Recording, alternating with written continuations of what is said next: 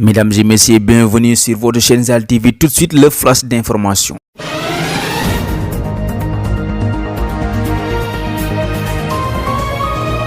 Nous démarrons ce flash avec les décisions prises lors du Conseil des ministres de ce mercredi.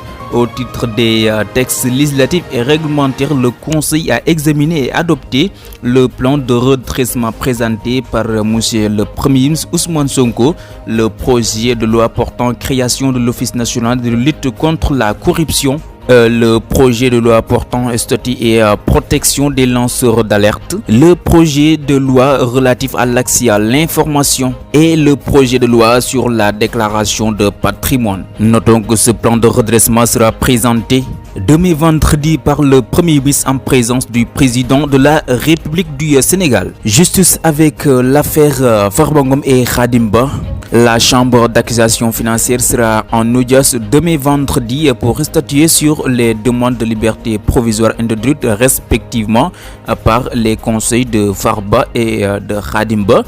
Pour rappel, le juge du premier cabinet financier, suivant le réquisitoire du parquet financier, avait rejeté ces demandes de mise en liberté, mais les avocats du maire de Agnam, du patron de Dermont Oil, avaient interjeté appel espérant inverser la tendance devant la juridiction d'appel. La brigade de recherche de Kermassar a procédé ce mercredi 30 juillet 2025 à l'arrestation de Mohamed Gueye, un prétendu démarcheur de permis de conduire qui a escroqué 400 personnes pour un montant total de 6 millions de francs CFA.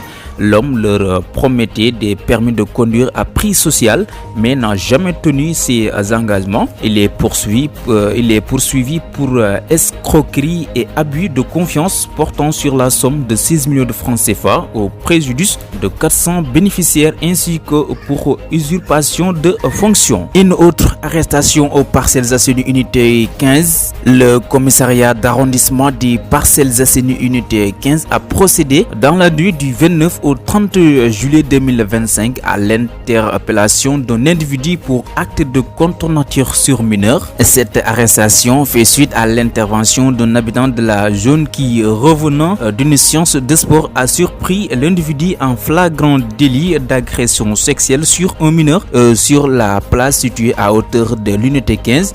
Pris sur le fait, le suspect a tenté de prendre la fuite suivi par la victime présumée.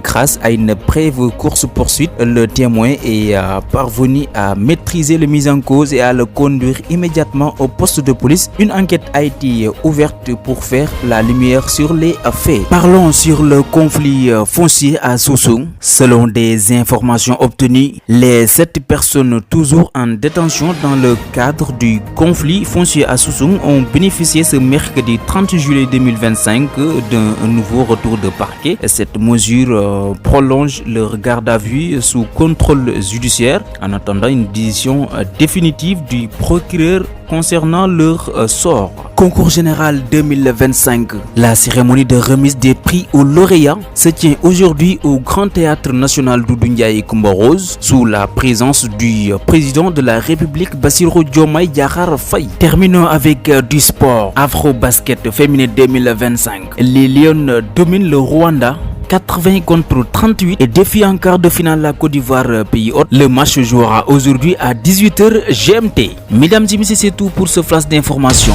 Merci de nous suivre sur notre chaîne Zal TV et n'oubliez pas de vous abonner en cliquant sur la cloche de notification.